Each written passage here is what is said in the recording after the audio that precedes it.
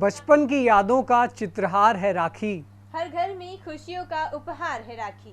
शिक्षा के मीठेपन का एहसास है राखी, भाई बहन का परस्पर विश्वास है राखी। दिल का सुकून और मीठा सा जज्बात है राखी। शब्दों की नहीं पवित्र दिलों की बात है राखी। नमस्कार, मैं हूं अभय सिंह तोमर और मैं हूं आपके साथ शाहिना।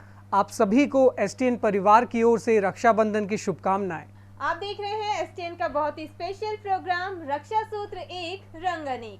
तो चलिए बिना देरी के कार्यक्रम की शुरुआत करते हैं। रक्षाबंधन का पर्व आज यानी 22 अगस्त के दिन मनाया जा रहा है। श्रावण मास में मनाए जाने वाले इस त्यौहार को भारत के कई इलाकों में श्रावणी के नाम से भी जाना जाता है, तो वहीं दक्षिण भारत में इस त्यौहार को नारियल पूर्णिमा, पश्चिम बंगाल में गुरु महापूर्णिमा और नेपाल में इसे जनेऊ पूर्णिमा के नाम से जाना जाता है।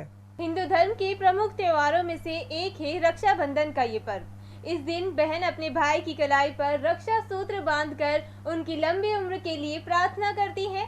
भारत के अलग अलग हिस्सों में इस त्योहार को अलग अलग तरीके से अलग अलग परंपराओं के साथ भिन्न भिन्न मनाया जाता है। गुजरात में रक्षाबंधन वाले दिन जगह जगह नृत्य खेला जाता है, साथ ही लोक नाटक तथा कठपुतलियों के द्वारा भाई बहन के प्रेम का संदेश देती हुई प्राचीन कथाओं का आयोजन भी होता है। तो अभी ये तो आपने बता दिया कि गुजरात में किस तरीके से रक्षाबंधन का ये पर्व मनाया जाता है। मैं जानना चाहूंगी कि उत्तरी भारत में इसे कैसे मनाते हैं, कैसे सेलिब्रेट करते हैं। उत्तरी भारत में रक्षाबंधन का पर्व बड़े ही धूमधाम से मनाया जाता है। इस दिन बहन भाई की कलाई पर राखी बांधकर उसे मिठाई खिलाती है।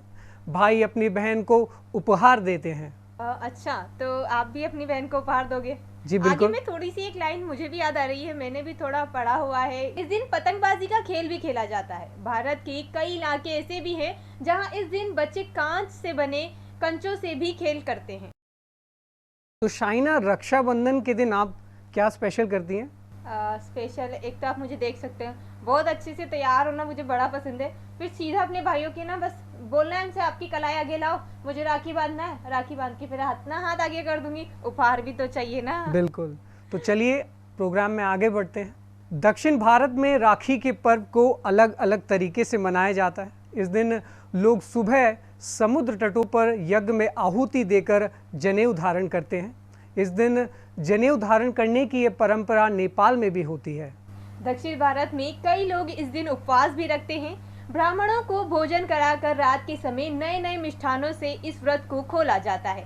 इस दिन संगीत तथा लोक नृत्यों का भी आयोजन होता है। तो अभी आगे बढ़ते हैं और जानते हैं कि बंगाल और बिहार में किस तरह से इस पर्व को मनाया जाता है। बंगाल और बिहार की बात करें तो कुछ जगह रक्षाबंधन को मनाने का एक अनोखा तरीका देखने को मिलता है। इस दिन बच्चे साधु का वेश बनाकर घर घर दक्षिणा मांगते हैं, क्योंकि इस त्योहार को यहाँ गुरु पूर्णिमा के रूप में मनाया जाता है। यहाँ उच्च वर्ग के लोग रक्षाबंधन के दिन गुरुओं के लिए एक बड़े भोज का आयोजन भी करते हैं। तो शाइना, चलिए प्रोग्राम में आगे बढ़ते हैं और मैं आपको बताता हूँ कि नेपाल में राखी किस तरह से मनाई जाती है।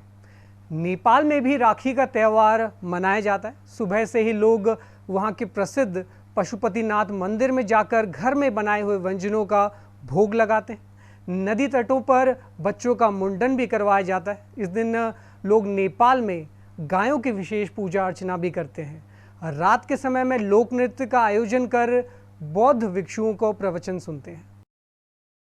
तो अभी मैं जानना चाहूंगी, आपने तो मुझसे पूछ लिया कि रक्षाबंधन पर मेरी क्या तैयारी रहती है। आप क्या अपनी बहन के लिए कुछ स्पेशल तैयार करके रखते हो कि आज मुझे ये इसको सरप्राइज देना है, या बताकर उसको दे देते हैं?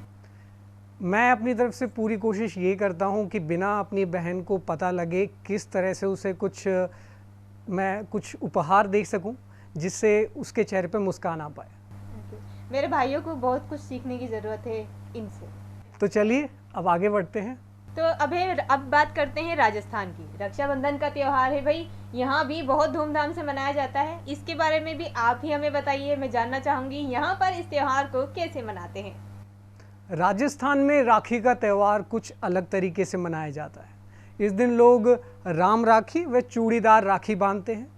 राम राखी भगवान को बांधी जाती है, तो वहीं चूड़ा राखी भाभियों को चूड़ियों में बांधी जाती है।